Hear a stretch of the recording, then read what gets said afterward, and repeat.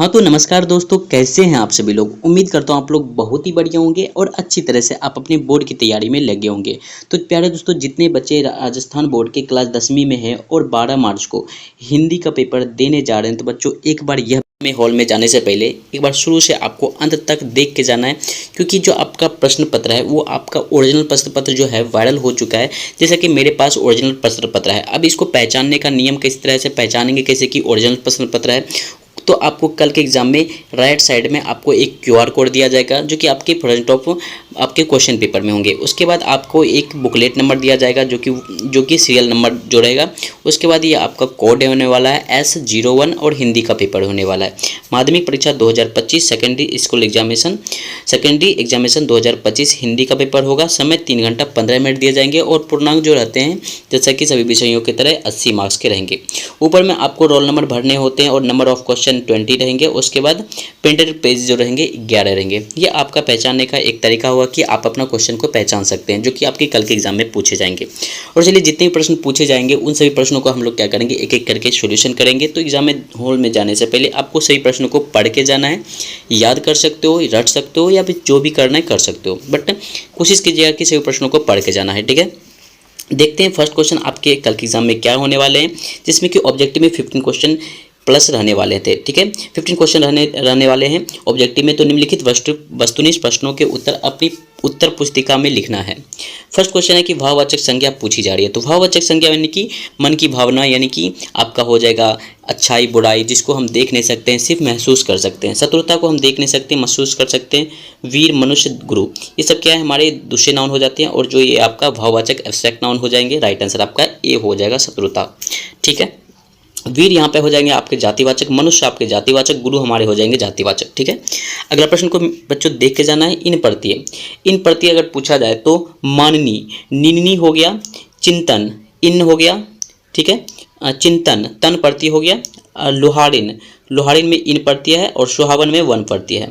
Right answer आपका हो जाएगा लोहारिन। ठीक है, अगला प्रश्न को देखना है। विसर्ग संधि किस पद में हुई है। तो विसर्ग संधि बच्चों निश्चल, निह जोड़ चल होता है। ठीक है, निह जोड़ चल होता है। हो और चौ का अगर कोई वर्ण स्टार्ट है, चौ वर्ण स्टार्ट होगा, उसके बाद हो लगेगा, तो इसमें आपका तालब स्व का आगमन हो जाता है, यानी कि निश्चल आपका हो जाएगा विसर्ग संधि का उदाहरण। राइट आंसर आपका डी हो जाएगा। अगला प्रश्न को प्यारे बच्चों पढ़ के जाना है, एक भी प्रश्न छूटना नहीं चाहिए। वीडियो आपको पसंद आ रही है तो एक बार वीडियो को लाइक कर दीजिए, और चैनल पर नहीं हो तो चैनल को सब्सक्राइब करके बेल आइकन को जरूर ऑन कर दीजिए। और लास्ट में आपको एक व्हाट्सएप नंबर दिया जाएगा, उस पर आपको जो एग्जाम के जितने भी सभी एग्जाम होने वाले हैं आपके अगले पेपर, उसके सबसे पहले क्वेश्चन आपको उस चैनल के माध्यम से, उस नंबर के माध्यम से आपको मिल जाएगी। चलिए देखते हैं, अगला प्रश्न है कि अव्ययीभाव समास कौन सा है। तो अव्ययीभाव समास हमारा कौन कौन होता है। यथासंभव, संभव यानी यथासंभव आपका अव्ययीभाव समास हो जाता है, क्योंकि अव्ययीभाव समास में प्रथम पद प्रधान होता है। सीताराम यानी कि राम और सीता। राजपूत, राजा का पुत्र, तत्पुरुष समास हो जाएगा। घर घर, प्रत्येक घर।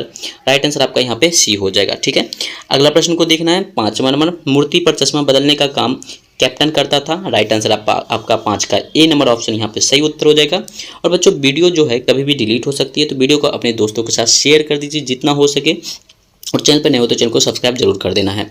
मूर्ति पर चश्मा लगाने का काम कैप्टन करता था। लखनवी अंदाज कहानी के लेखक, तो लखनवी अंदाज कहानी के लेखक आपके हो जाएंगे यशपाल हो जाएंगे। राइट आंसर आपका डी हो जाएगा 6 का।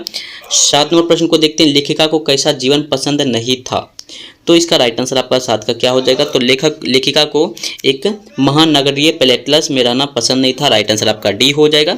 उस्ताद बिस्मिल्लाह खां का बचपन का नाम था अमरुद्दीन था। ठीक है, अमरुद्दीन था। तो राइट आंसर आपका यहाँ पे बी हो जाएगा, जिसका घर बिहार में हुआ था। अगला प्रश्न को देखना है। क्या है पुरइन शब्द का तात्पर्य। पुरइन मतलब होता है कमल। राइट आंसर आपका 19 का ए हो जाएगा। अगला प्रश्न को देखना है। मुन्ही हरि अरहु सूज कथन किसने कहा था।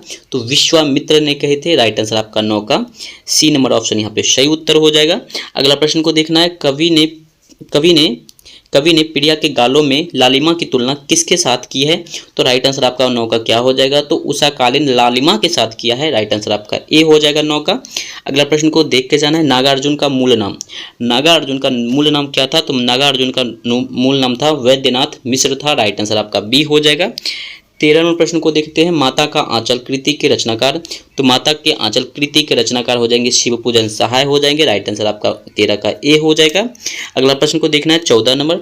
साना साना हाथ जोड़ी पाठ में लेखक किस शहर को देखकर लेखिका को लगा कि आसमान उल्टा पड़ा है? तो इसका राइट आंसर आपका 14 का हो जाएगा गंगटोक का हो जाएगा। राइट आंसर आपका ए हो जाएगा। 15वें प्रश्न को देखते हैं, मैं क्यों लिखता हूँ, इसका संबंध किससे है? तो मैं क्यों लिखता हूँ इसका संबंध लेखक के भौतिक मन से है। राइट आंसर आपका 15 का बी नंबर ऑप्शन यहाँ पे सही उत्तर हो जाएगा। अब ये हो गई आपकी ऑब्जेक्टिव। अब चलते हैं थोड़ा सा सब्जेक्टिव के बारे में। सब्जेक्टिव प्रश्न पहला है, रिक्त स्थानों को पूर्ति कीजिए कि जिस सर्वनाम का प्रयोग वक्ता या लेखक सुनने वाला, अगर सुनने वाला या पढ़ने वाला, सुनने वाला या फिर पढ़ने वाला करता है तो उसे कौन सा सर्वनाम कहते हैं? सर्वनाम पूछा जा रहा है तो इसमें से कौन सा सर्वनाम कहेंगे? क्या सुनने वाला? सुनने वाला कब जब होगा तो मध्यम पुरुष होगा, ठीक है। मध्यम पुरुष पुरुषवाचक सर्वनाम हो जाएगा, यानी कि हम यहाँ पे बोल सकते हैं मध्यम पुरुषवाचक सर्वनाम, ठीक है। संख्यावाचक विशेषण के कितने भेद होते हैं? तो 2 भेद होते हैं, एक निश्चय संख्यावाचक, एक अनिश्चय संख्यावाचक। ऐसे शब्द जिनके रूप लिंग, वचन, काल आदि के कारण कोई परिवर्तन, अगर जिनके रूप लिंग, वचन, काल, कारक, पुरुष के कारण परिवर्तन होता है तो उसे हम बोलते हैं विकारी, जिसमें कि संज्ञा, सर्वनाम, क्रिया, विशेषण आते हैं। अगर कोई परिवर्तन नहीं होता है तो उसे हम बोलते हैं अविकारी, जिसके अंदर आते हैं क्रिया विशेषण आते हैं, समुच्चय बोधक आते हैं, संबंध बोधक आते हैं और विस्मयादि बोधक आते हैं। राइट आंसर आपका हो जाएगा अविकारी, ठीक है। अगला प्रश्न को देखना है 4 नंबर। ऐसे जो शब्दांश शब्द के आरंभ में जुड़कर, अगर शब्द के आरंभ में जुड़ता है तो वो उपसर्ग कहलाएगा, ठीक है, उपसर्ग, और शब्द के अंत में जुड़ेगा तो प्रत्यय कहलाएगा। राइट आंसर आपका हो जाएगा उपसर्ग। अगला प्रश्न को गद्यांश को पढ़ना है। गद्यांश आपको दिए जाएंगे, एक निम्नलिखित अपठित गद्यांश को पढ़कर दिए गए प्रश्नों के उत्तर अपनी उत्तर पुस्तिका में लिखने हैं। गद्यांश को आपको सिर्फ पढ़ना है, ठीक है। उसके बाद आपको 1 नंबर डाल करके वहाँ पे उचित गद्यांश के शीर्षक लिखने हैं।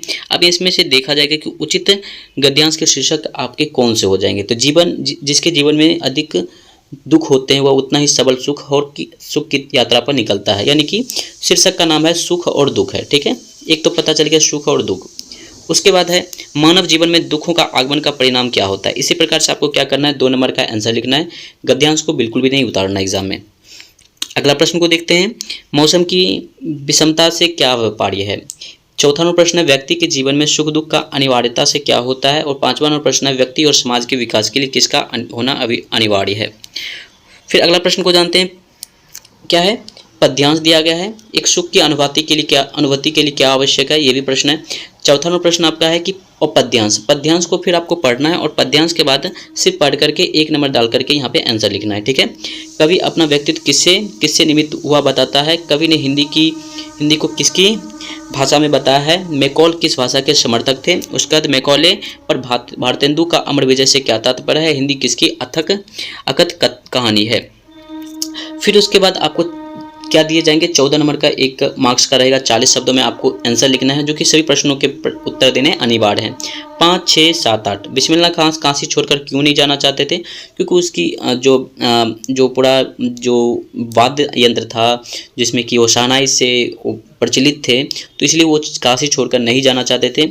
लेखक के अनुसार सभ्यता और संस्कृति की सही समझ अब तक क्यों नहीं बन पाई है। क्या है, संगतकार मुख्य गायक के साथ क्यों देता है। जयशंकर प्रसाद की जीवनी और कृतित्व परिचय संक्षेप में लिखना है। फिर अगला प्रश्न देखते हैं, क्या है, नारगे 10-11 तक प्रश्न है आपका। नारगे धर्मचक्र की विशेषता क्या बताई गई, जो कि कल के एग्जाम में प्रश्न आने वाले हैं। उसके बाद महतारी के हाथ से खाने पर बच्चे का भी पेट भरता है, ऐसा क्यों कहा गया है। माता का आंचल शिव पूजन सहाय के बारे में लिखना है। थू करना मतलब कि काम खराब कर देना, ठीक है। अगला प्रश्न को देखना है, गद्यांश दिए गए हैं, फिर गद्यांश को पढ़ना है और गद्यांश के अकॉर्डिंग आपको क्या करना है, चारों प्रश्न के उत्तर देना है कि नवाब साहब के सतृष्ण आंखों से क्या देखा।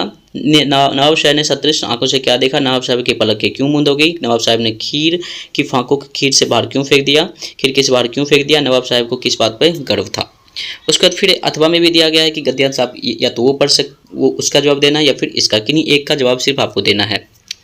फिर चलते हैं पद्यांश भी उसी तरह से। पद्यांश भी आपको क्या करना है, अथवा में दिया गया किसी एक पद्यांश का आपको उत्तर लिखना है।